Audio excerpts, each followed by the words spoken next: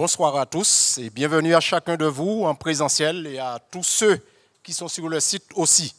Tandis que nous poursuivons notre croisade missionnaire, ce soir nous avons comme menu pour ce moment de louange la musique instrumentale. Je vous demande donc de bien vous installer afin de vous laisser bercer par ces instruments avant. Je vous souhaite déjà une bonne soirée et que le Seigneur vous bénisse.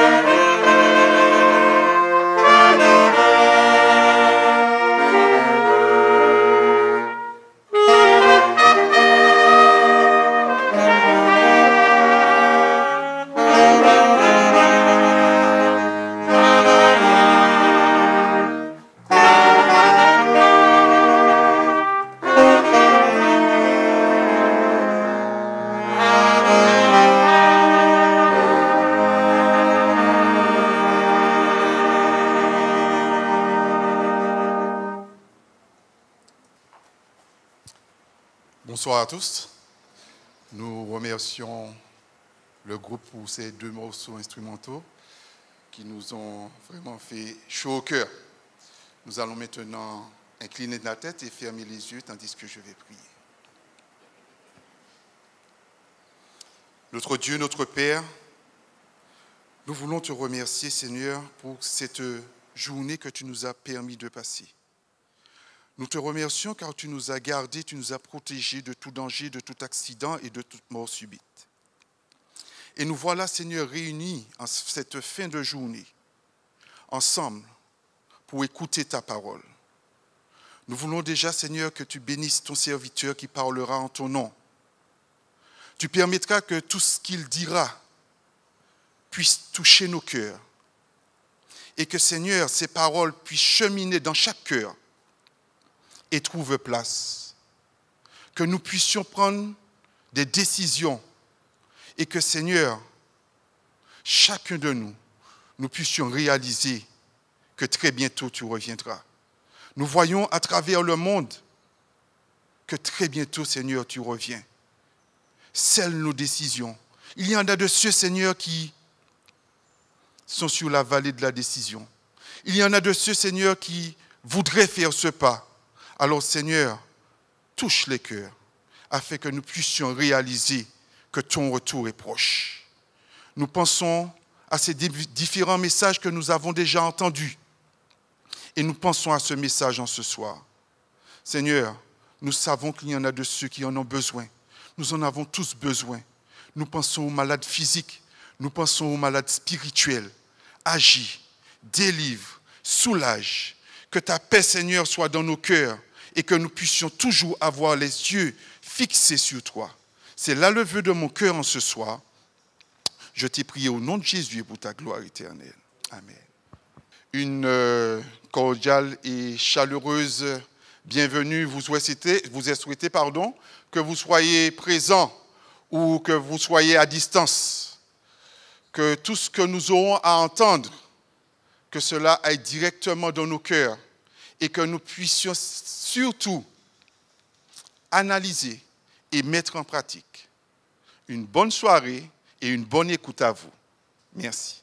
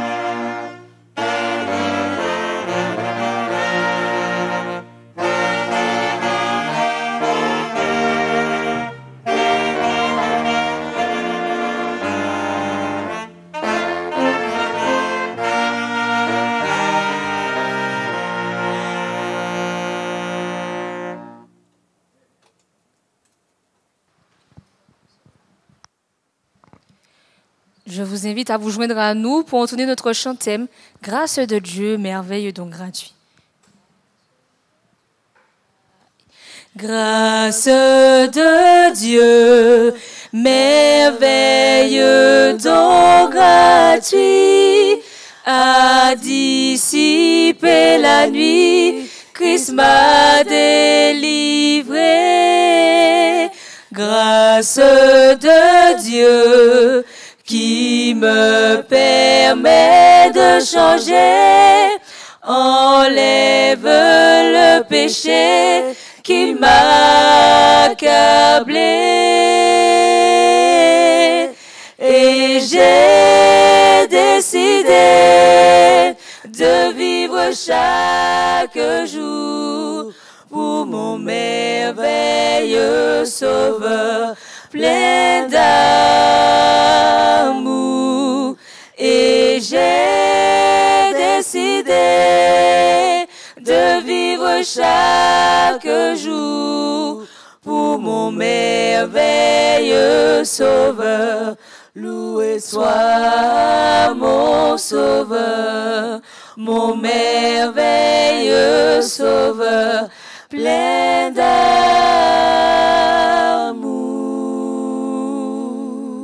Gloire à Dieu. Nous avons été bercés ce soir par une musique instrumentale mélodieuse. Que le nom du Seigneur soit exalté et glorifié. Et nous voulons dire à toute l'équipe, à tous ceux qui se donnent depuis le 16 avril et qui sont là de manière assidue et qui croient au message de l'Évangile et qui se préparent pour rencontrer Jésus-Christ, parce que les signes des temps sont là et nous disent clairement que Jésus-Christ revient bientôt. Nous voulons ce soir poursuivre sur le sujet que nous avons commencé hier soir et qui mettait en évidence le sceau de Dieu et la marque de la bête, et où chacun était placé devant un choix. Quel choix je fais? Nous avons compris que le sabbat est là depuis la création, a été mis en orbite, et Dieu, par le sabbat, a fait de cela un signe auquel on puisse reconnaître ses vrais enfants. Dieu, à travers le sabbat, indique l'importance du temps. Et il dit, dans Exode, chapitre 20, verset 8, « Souviens-toi du jour du repos pour le sanctifier. » Et lorsqu'on se souvient de ce jour et qu'on s'y prépare, eh bien, le culte que l'on rendra sera un culte agréable et accepté de Dieu. Nous vivons à une époque où les problèmes économiques, les problèmes politiques, les problèmes sociaux s'accumulent. Et à la faveur de ces problèmes, il y a des lois qui vont sortir et qui sont sorties et qui sortent encore afin de sauver la planète. Et cela signifie en quelque part tout ce qui est nécessaire d'être fait sera mis en œuvre. Et même si au passage, on écorche sur le plan religieux, il y aura donc quelque chose qui va nous interpeller. Et le diable s'immisce dans ces mouvements-là, dans ces décisions-là, pour mettre la pression sur ceux qui sont fidèles au Seigneur. Et Dieu, il marque de son sceau le front de ses serviteurs. Et nous comprenons l'importance du front, l'allégeance, le siège de l'intelligence. Parce que pour servir, il faut être d'accord. Il faut avoir une mentalité, il faut avoir des pensées, il faut avoir un enseignement. Et Jésus-Christ nous invite aujourd'hui à ne pas boire le vin de Babylone, à ne pas boire le vin de l'hérésie, mais à nous plonger dans la sainte parole de Dieu. Je vous ai dit hier soir, lorsque les problèmes surgissent, lorsque le mal s'accumule, il est important de plonger ses regards dans la parole de Dieu. Et celui qui plonge ses regards dans la parole de Dieu est solide comme un roc. Ce soir, nous voulons poursuivre avec cette question qui a été posée depuis hier soir. Comment Satan a-t-il imposé l'observation du dimanche comme sabbat hebdomadaire? La question a été posée. Nous allons y répondre tout à l'heure, mais prions le Seigneur. Notre Dieu et Père éternel, nous venons à toi une fois de plus. Nous avons besoin de ton éclairage, besoin de ton Saint-Esprit pour nous expliquer les choses. En fait, que le Saint-Esprit soit l'instructeur principal de ce message.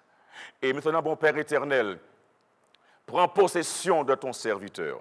Cache-le derrière la croix, afin que Jésus soit vu et que son message soit entendu en son nom. Amen. Comment Satan a-t-il imposé l'observation du dimanche comme sabbat hebdomadaire? Le prophète Daniel rédige et dit dans son 7e chapitre du livre, verset 25, « Il prononcera des paroles contre le Très-Haut. Il opprimera les saints du Très-Haut et il espérera changer les temps et la loi. Et les saints seront livrés entre ses mains pendant un temps, des temps et la moitié de temps. » L'ambition de la petite corne, c'est de changer le temps et la loi. Mais nous savons que Dieu est celui qui est le maître du temps. Dieu est celui qui gère le temps. Et spécialement le temps où son royaume sera établi selon son plan. Les démons pourront faire ce qu'ils voudront. Mais Dieu mettra son plan à exécution. La persécution, l'opposition, ces choses-là pourront être grandes, mais le Dieu Tout-Puissant, il est au contrôle de l'histoire de ce monde. Daniel 7, verset 22 nous éclaire clairement. Jusqu'au moment où l'Ancien des Jours vint donner droit aux saints du Très-Haut. Et le temps arriva où les saints furent en possession du royaume. Ça, c'est le plan de Dieu. Les saints qui sont persécutés aujourd'hui, qui sont maltraités, qui sont mal vus, qui sont les plus saccagés, ils auront le royaume. Néanmoins, dans cette partie, la petite corne prétend être en charge de la même responsabilité et défie Dieu en tant que souverain. Et l'une des tromperies, je vous ai dit, les plus prononcées de l'histoire du christianisme a été le changement du sabbat, de la semaine de samedi au dimanche. Mais pour pouvoir parvenir à cela, il faut être en mesure de le faire. Mais le texte nous dit clairement, Daniel 7, verset 25, il espérera changer. Ça reste au niveau de l'intention. Mais pour pouvoir changer, effectivement, il faut en être capable. Et si la capacité était obtenue, le sabbat ne serait même pas dans un iota aujourd'hui. Mais le sabbat continue. Il y a un peuple qui est fidèle et qui, en dépit de ce qu'il y a comme persécution, comme pression de toutes parts, un peuple qui est fidèle à Dieu. Mes amis, aujourd'hui, ce que Dieu cherche, ce sont des hommes et des femmes qui ont de la colonne vertébrale. Des hommes et des femmes qui ont des backbones. Des hommes et des femmes qui peuvent tenir bon. Et des gens qui ne vont pas faire machine arrière parce qu'il y a un chien qui aboie. Mais des gens qui vont tenir dans leurs pantalons. Des femmes qui tiendront dans leur robe. Je voudrais vous parler de la réalité. Voici la réalité. La réalité, c'est que la première génération chrétienne est restée fidèle à l'enseignement apostolique. Mais la génération suivante commença à s'en écarter. Et dans le livre d'Alfred Vaucher, Histoire du salut, il déclare, à l'instar de toutes les croyances et pratiques religieuses bien enracinées dans la tradition, le dimanche fut introduit subrepticement, petit à petit. Il se développa et finit par usurper le sabbat du Seigneur. Ce fut l'Église romaine, l'Église qui a jeté la vérité par terre, qui réalisa la substitution du premier jour au 7e jour de la semaine. Et ce changement fut sanctionné par la papauté. Cependant, mesdames et messieurs, cela ne signifie pas que Dieu sanctionne le premier jour de la semaine comme étant le jour du Seigneur. Cet honneur revient au sabbat du samedi exclusivement parce que le sabbat n'a pas été mis en place par un homme, mais le sabbat a été mis en place par le Dieu créateur. Et je voudrais que vous compreniez comment Dieu, il est sérieux concernant le sabbat. Dans le livre d'Ésaïe, chapitre 58, verset 13, Ésaïe, chapitre 58, le verset 13, la Bible enseigne, dans Ésaïe, chapitre 58, le verset 13, et nous lisons dans Ésaïe, chapitre 58, le verset 13, ce qui suit. Prêtons attention à cela, notons quelque part. Le texte dit, « Si tu retiens ton pied pendant le sabbat, pour ne pas faire ta volonté en mon saint jour. Si tu fais du sabbat tes délices, pour sanctifier l'Éternel en le glorifiant, et si tu l'honores en ne suivant point tes voies, en ne te livrant pas à tes penchants et à de vains discours, verset 14, alors tu mettras ton plaisir en l'Éternel. Et je te ferai monter sur les hauteurs du pays, je te ferai jouir de l'héritage de Jacob ton père, car la bouche de l'Éternel a parlé. Ça signifie, mesdames et messieurs, que le sabbat, ce n'est pas un jour où on va travailler. Ce n'est pas un jour où l'on va pique-niquer. Ce n'est pas un jour où on va faire ses affaires. On va faire des choses que l'on fait habituellement dans la semaine. Mais l'Éternel déclare, si tu retiens ton pied pendant le sabbat, tiens bien pied. Ne te laisse pas aller. Ce jour n'est pas ordinaire. Ce jour est le saint sabbat de l'Éternel. Et il dit, si tu retiens ton pied pendant le sabbat, oh, la semaine, on va là où on veut. On fait ce que l'on veut. On est libre dans ses paroles. On est libre dans ses actions. On est libre dans toutes sortes de choses. On fait ce que l'on veut. Mais Dieu nous dit, attention mes amis, ce jour-là est un jour spécial. Retiens ton pied. Ne te laisse pas aller.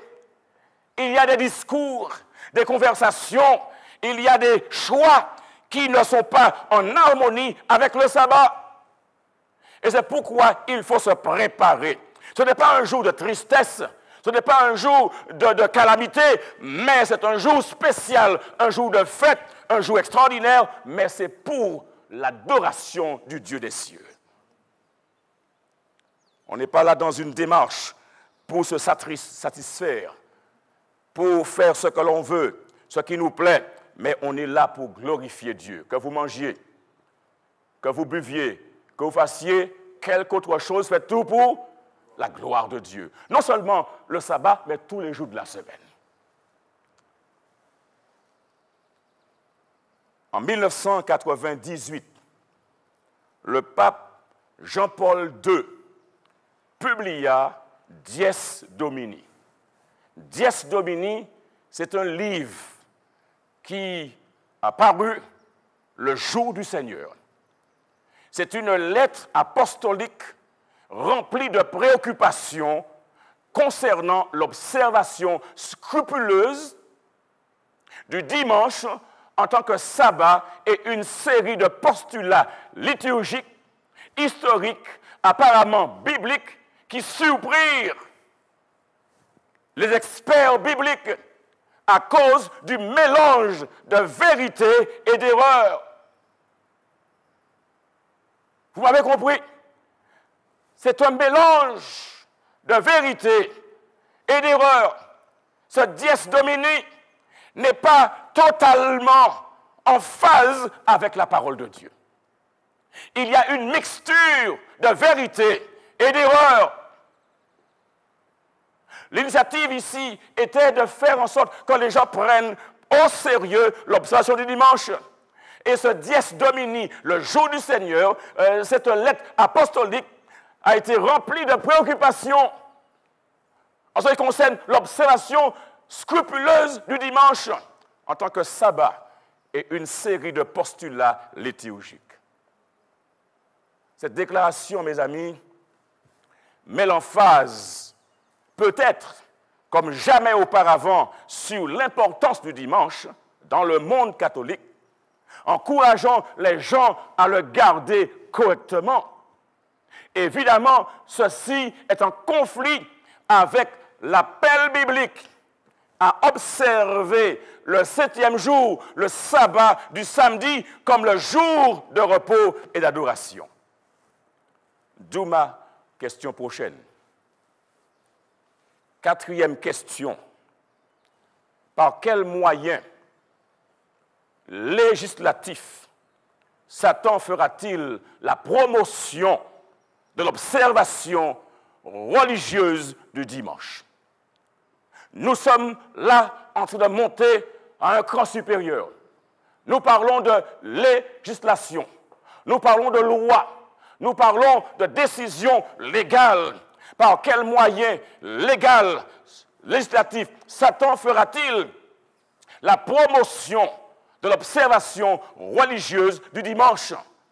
Lisons dans Apocalypse, chapitre 13, verset 16 et verset 17, et qu'on puisse calculer, harmoniser mon feedback, mon retour. Merci. Apocalypse, chapitre 13, verset 16 et verset 17. Apocalypse, chapitre 13, versets 16 et 17, l'Écriture enseigne, dans le livre de l'Apocalypse, chapitre 13, et nous lisons les versets 16 et 17. Vous avez trouvé, nous lisons maintenant. Apocalypse, chapitre 13, versets 16 et 17, la question posée, c'est par quel moyen législatif Satan fera-t-il la promotion de l'observation religieuse du dimanche? Apocalypse 13, verset 16 et verset 17 déclare, et je lis, « Et elle fit que tous, petits et grands, riches et pauvres, libres et esclaves, reçussent une marque sur leur main droite ou sur leur front, et que personne ne put acheter ni vendre sans avoir la marque, le nom de la bête ou le nombre de son nom. » Nous sommes ici dans l'imposition. Nous sommes ici dans la mise en vigueur de lois, imposant aux gens une conduite. Elle fit que tous, petits et grands, riches et pauvres, libres et esclaves, reçussent une marque sur leur main droite ou sur leur front. Et sans cette marque, personne ne pouvait ni acheter, ni vendre. Mes amis, le diable, il agit de manière dictatoriale. Apocalypse 13, versets 16 et 17 est clair. Selon la lettre apostolique Dies Domini, il y a 3 considérations à prendre en compte afin de rendre l'observation du dimanche nécessaire. Ça apparaît dans le Dies Domini qui met en évidence 3 considérations à prendre en compte afin de rendre le dimanche nécessaire. Premièrement, faire du dimanche une obligation morale d'observation. L'obligation morale d'observer le dimanche. Deuxièmement, l'obligation ecclésiastique de garder le dimanche. Et troisièmement, le besoin de développer une législation civile du dimanche. 3 éléments de considération pris en compte afin de rendre l'observation du dimanche nécessaire. Premièrement, l'obligation morale d'observer le dimanche. Deuxièmement, l'obligation ecclésiastique de garder le dimanche. Et troisièmement, le besoin de développer une législation civile du dimanche. Oh mes amis, afin d'établir une relation entre le premier jour de la semaine et la famille, le dimanche est appelé le jour de la famille. Dans plusieurs pays, est célébré le premier dimanche de mars. Par conséquent, mesdames et messieurs, s'opposer au dimanche signifie s'attaquer à la famille. Ainsi, l'observation de ce jour essaie d'être légiférée sous prétexte de protéger les liens familiaux. Et qui serait contre la famille? Qui se mettrait debout et parlerait contre la famille? Et autant que la chose paraît intéressante, paraît légitime, ceux qui insistent pour obéir au 4e commandement de la loi de Dieu seront taxés d'ennemis des valeurs de la famille et destructeurs du lien familial. Vous voyez le piège, mes amis.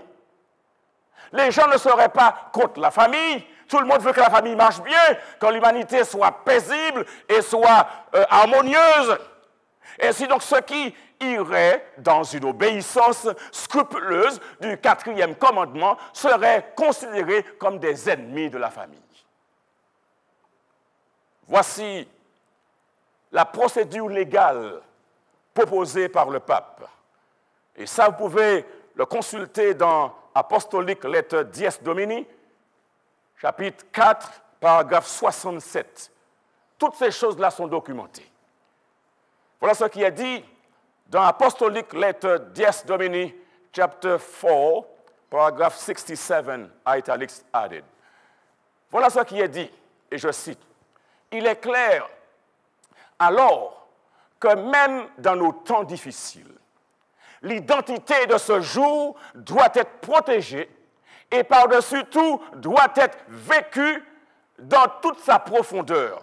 C'est pourquoi il est naturel que les chrétiens veillent à ce que la législation civile tienne compte de leur devoir de sanctifier le dimanche, même dans les conditions particulières de notre époque. Fin de citation. Mes amis, ce qui a commencé par une pratique spontanée devint plus tard une norme sanctionnée par la justice. Le jour du Seigneur a structuré l'histoire de l'Église. À travers 2000 ans, comment pourrions-nous penser qu'il ne continuera pas de façonner son futur?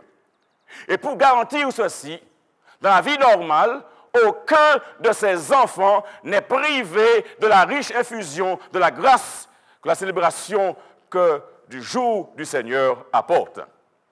Et par la suite, le pape propose que cette loi revête un caractère universel.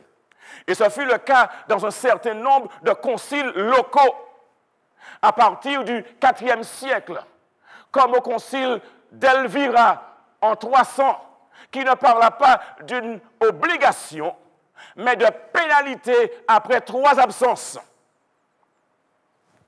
Quelqu'un qui ne serait pas présent 3 fois à l'Église recevrait une pénalité. Et ces décrets des conciles locaux conduisirent à une pratique universelle dont le caractère obligatoire était accepté comme une chose tout à fait normale. Le Code de droit canonique de 1917, pour la première fois, rassembla cette tradition en une loi universelle.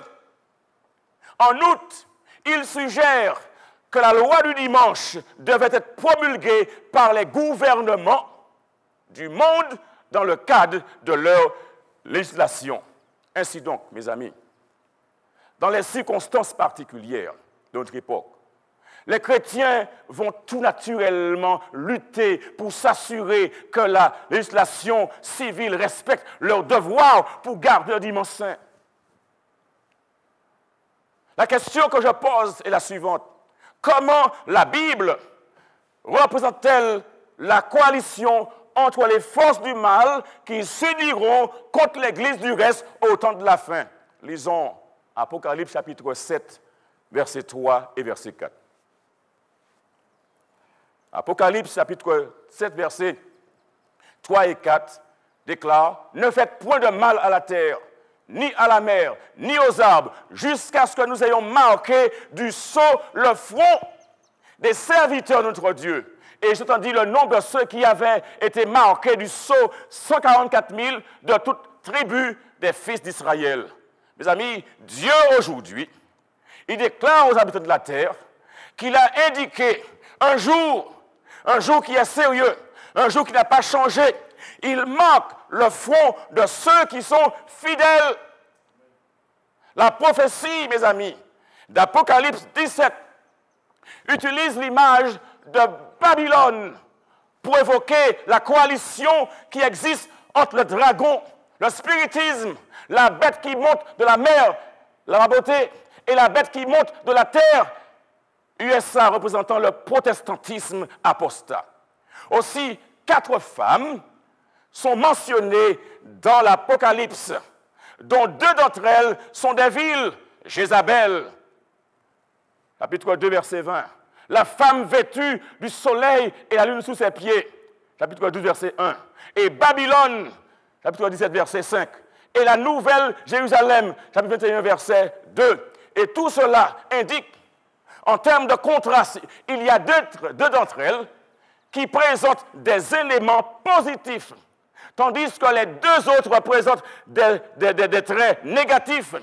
Et il y a ici une différence entre la prostituée d'Apocalypse 17 et la femme pure d'Apocalypse 12, qui symbolise le peuple de Dieu et ses actions à travers l'histoire. Quand vous aurez le temps, lisez à tête reposée tout le chapitre 17 d'Apocalypse et mettez cela en contraste avec le chapitre 12 d'Apocalypse. 2 femmes différentes. En outre, Babylone représente un genre de trinité satanique. Le dragon, la bête et le faux prophète qui font la guerre à Dieu.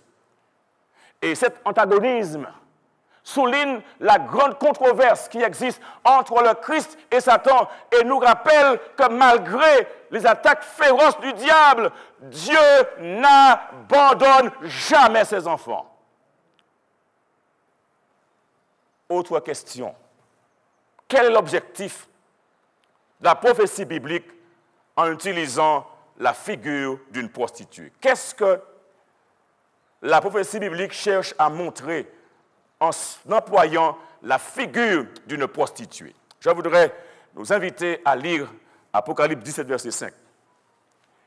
Apocalypse 17, verset 5 déclare « Sur son front était écrit un nom, un mystère, Babylone la grande, la mère des impudiques et des abominations de la terre. » La métaphore, mesdames et messieurs, du mariage nous aide à comprendre ces contrastes. Ainsi, l'Ancien Testament décrit souvent Israël comme la femme de Dieu et compare son infidélité à l'adultère ou à la prostitution. L'Apocalypse utilise le même langage.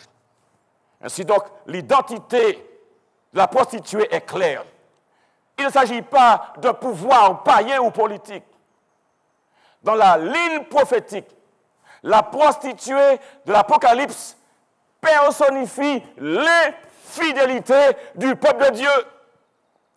Et dans la grande perspective du Nouveau Testament, représente l'Église qui a flirté avec les amants mondains et qui a succombé à leur charme. L'Apocalypse identifie la prostituée comme ayant le pouvoir de Jézabel. Appelée Babylone la Grande, incarne la religiosité et le désir de Satan à usurper le rôle de Dieu.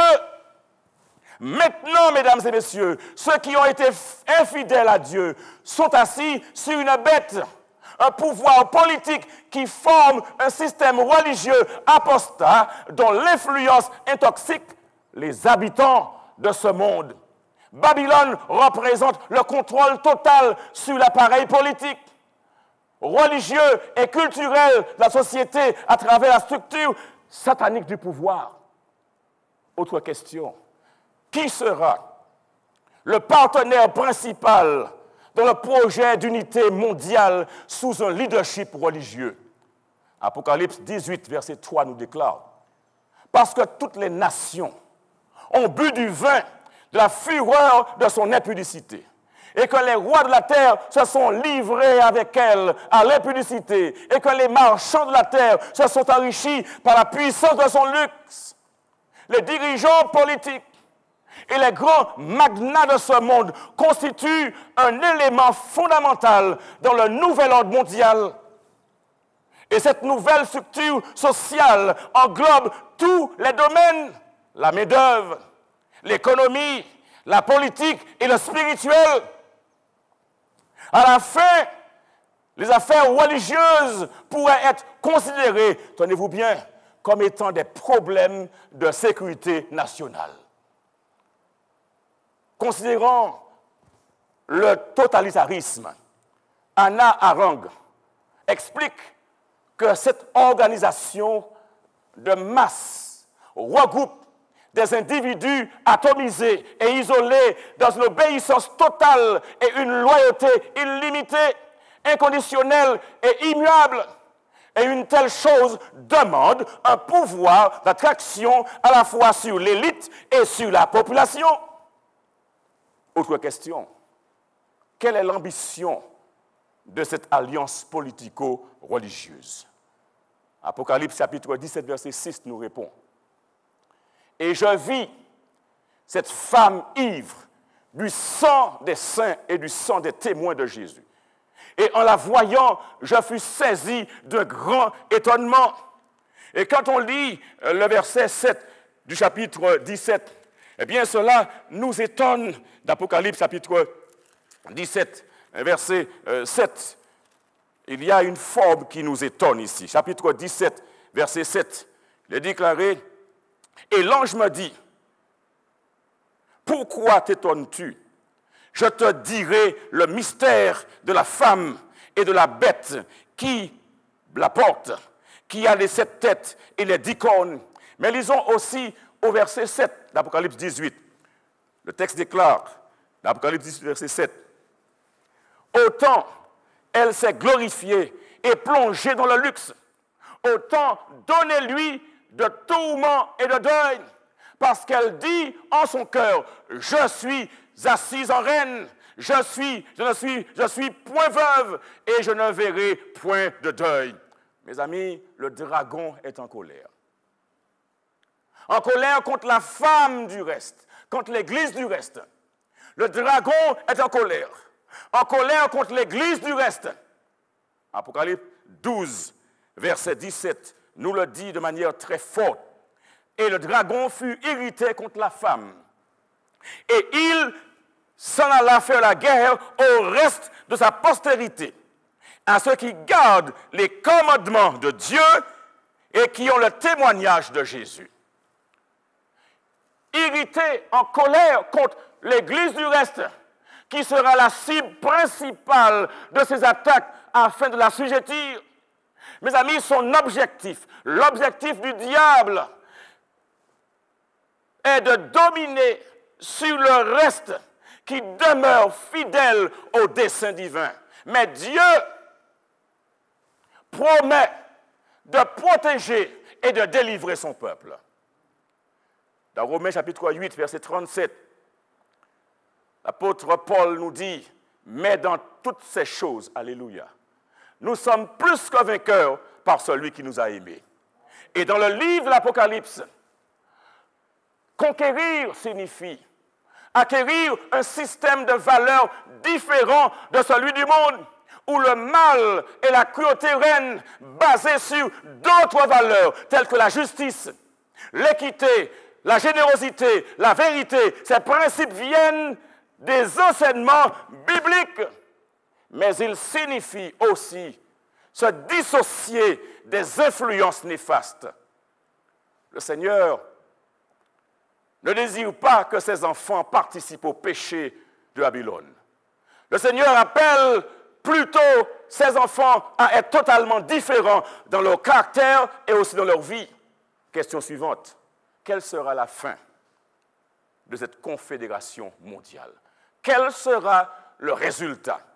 Apocalypse 18, verset 21 nous dit « Alors un ange puissant, amen, j'aime cela, prit une pierre semblable à une grande meule et il la jeta dans la mer en disant « Ainsi sera précipitée avec violence Babylone, la grande ville, et elle ne sera plus trouvée. » L'acte de lancer la pierre dans la mer comme symbole de la destruction de Babylone est une illustration qui a été tirée de Jérémie, chapitre 51, versets 59 à 64, où l'ange demande au prophète d'écrire dans un livre les malheurs qui s'abattront sur cette ville.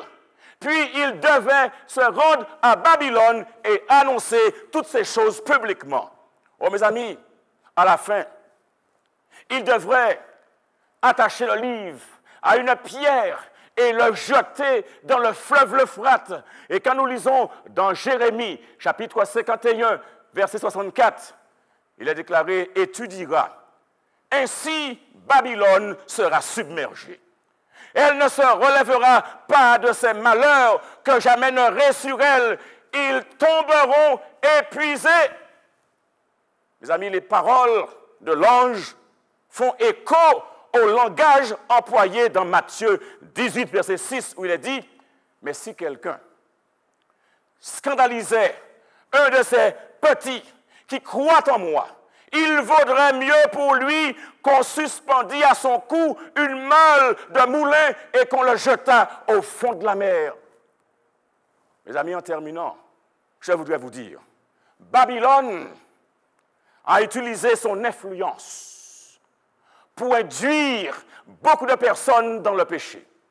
Et c'est pourquoi elle sera détruite. L'Apocalypse 18, verset 21 nous rappelle l'essence de la prophétie biblique. Dieu est souverain et il est aux commandes de l'histoire de l'humanité. C'est pourquoi c'est important de faire confiance aux promesses de Jésus. C'est pourquoi c'est important de mettre sa confiance en Jésus. Et dans Jean, chapitre 14, versets 1 à 3, l'Écriture déclare que votre cœur ne se trouble point. Croyez en Dieu et croyez en moi. Il y a plusieurs demeures dans la maison de mon Père. Si cela n'était pas, je vous l'aurais dit, je vais vous préparer une place. Et lorsque je m'en serai allé et que je vous aurai préparé une place, je reviendrai. Et je vous prendrai avec moi, afin que là où je suis, vous soyez aussi. En conclusion, mes amis, la fin des temps est là. Il y aura deux positions que les êtres humains pourront assumer. Pas trois, mais deux positions. Et pourquoi j'insiste sur deux positions? Parce qu'il y a des gens qui pensent qu'ils peuvent être au milieu. Ils ne sont ni pour et ils ne sont ni contre, ils sont neutres. Dans le conflit entre le bien et le mal, dans le conflit final, il y aura deux catégories, deux positions. Ceux qui sont pour Christ, qui ont le sceau du Dieu vivant, et ceux qui sont contre Christ, qui ont la marque de la bête. La différence entre les deux groupes sera très claire, mais le choix sera individuel. Il n'y aura pas une autre opportunité. Le sceau de Dieu ou la marque de la bête, c'est à vous de décider. Et Dieu vous parle ce soir et il vous invite à faire le choix, à écrire sur le chat « Je choisis le sceau de Dieu ». À écrire sur le chat « Je choisis de donner mon cœur à Jésus. Et vous voulez donner votre cœur à Jésus, écrivez un J majuscule sur le chat. Mettez votre numéro de téléphone. On vous contactera. Vous voulez vous préparer parce que je crois que ce temps est un temps qui nous a donné, accordé, pour que nous mettions de l'ordre dans nos vies parce que Jésus revient bientôt. C'est encore jour de grâce. L'opportunité qu'il nous a offerte aujourd'hui ne restera pas tout le temps. Et puis encore, nous ne savons pas quelle a duré notre vie. Nous sommes là, mais nous pouvons tomber blip et ne plus vivre. Et c'est pourquoi, tandis que ce cœur fait boum, boum, boum, boum, boum, boum, ce cerveau fonctionne, nous pouvons prendre des décisions. Utilisons les 5 sens que Dieu nous a donnés afin de prendre des décisions judicieuses. Ne vous faites pas de soucis quant à ce que les gens peuvent penser, quant à ce que les gens peuvent dire. Il est question de votre relation, votre décision d'accepter Jésus. Et si vous voulez vous préparer pour le baptême, écrivez sur le chat également B, baptême, préparez pour le baptême. Parce que ceux qui font partie du peuple de Dieu n'ont pas honte de descendre dans les eaux baptismales afin de confesser le beau nom de Jésus dans les eaux baptismales. Oh mes amis, ça c'est le mariage. Ça c'est une alliance extraordinaire. Et n'ayez pas peur, parce que le Seigneur qui vous appelle vous donne aussi le pouvoir de tenir jusqu'au bout.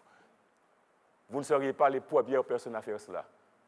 Et celles qui l'ont fait tiennent bon et croient que Dieu est vivant dans leur vie. Et vous tenez fermement, quoi qu'il arrive, quoi qu'il advienne. Vous voulez ce soir le faire? Écrivez dans le chat. Prenez votre téléphone et envoyez un SMS ou un WhatsApp au 0696 29 84 63. C'est écrit sur le chat. Au moment où je vous parle, c'est écrit sur le chat. Consultez ce numéro. Envoyez un SMS. Demain soir, nous prierons de façon spéciale pour les personnes qui ressentent le besoin. Et je crois que Dieu, il entend les prières et il répond aux prières. Nous pouvons lui faire confiance. Le temps est venu pour nous de nous mettre résolument du côté de la vérité. Nous savons bien que Dieu n'a jamais établi le dimanche comme jour d'adoration. Ce premier jour de la semaine n'a jamais reçu les honneurs, les attentions du 7e jour. Dieu a un jour, et son jour, c'est le sabbat. Le 7e jour, le samedi, ce jour, il a sanctifié, il a béni, et il revient chercher un peuple qui lui est fidèle dans l'adoration, le sabbat. Vous voulez vous mettre entre les mains de Dieu.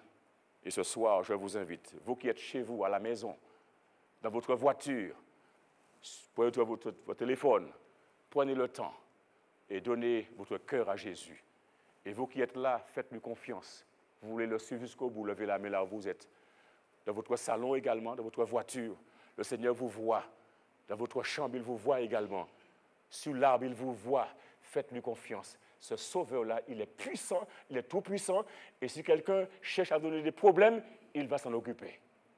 Prions le Seigneur. Notre Dieu et Père céleste, béni soit ton Saint-Nom. Béni sois-tu pour la prédication de l'Évangile. Béni sois-tu parce que tu as donné Jésus-Christ comme sauveur pour nous délivrer du péché. Et nous nous mettons volontairement sous sa coupole. Nous choisissons de devenir esclaves de Jésus-Christ. Non pas parce que nous nous sommes obligés de le faire, mais nous le faisons avec toute la reconnaissance par rapport au sacrifice qu'il a accompli. Nous disons, Seigneur, nous nous soumettons à toi et désormais, c'est pour toi et pour toi seul que nous voulons vivre. Nous renonçons à Satan. Nous acceptons Jésus comme Seigneur de notre vie. Ô Père, merci. Et bénis tous ceux et toutes celles qui ont entendu ce message. Donne-leur la force. Les personnes, Seigneur, ce soir, qui ont été touchées, qui ont été convaincues, qui ont compris et qui sont en train d'hésiter, donne-leur la force. le courage d'oublier ce que le mari pourra dire, l'épouse pourra dire, les enfants pourront dire, mais de faire ta volonté, parce que c'est ta volonté qui compte. Ô Père, soutiens les familles, soutiens les enfants, soutiens la société, fais du bien à ce territoire et permets qu'un peuple soit préparé pour le retour de Jésus que nous croyons imminent, les signes des temps étant évidents. Renvoie-nous, Père, avec ta paix, nous qui sommes ici. Et répands ta paix dans les familles, dans les maisons, dans les foyers, dans les voitures. Là où ces gens se trouvent, Seigneur, bénis-les et remplis-les de ta présence, du Saint-Esprit. Prends le contrôle de leur vie et permets que ces personnes prennent la décision de t'appartenir et de vivre pour toi, quoi qu'il arrive, quoi qu'il advienne, en Jésus et pour ta gloire éternelle. Amen. Nous vous disons bonsoir et à demain soir, quand le sujet sera « Entre dans le repos de Dieu ». Nous chanterons maintenant pour vous raccompagner la deuxième strophe, Amour de Dieu, qui est vainqueur de la mort. Amour de Dieu, qui est vainqueur de la mort, a transformé mon sort, Christ m'a pardonné. Amour de Dieu, qui brise toutes nos chaînes, nous libère de la haine, de nos péchés. Et j'ai décidé de vivre chaque jour pour mon merveilleux Sauveur, plein d'amour. Et j'ai décidé de vivre chaque jour pour mon merveilleux Sauveur. Loué soit mon Sauveur, mon merveilleux Sauveur, plein d'amour.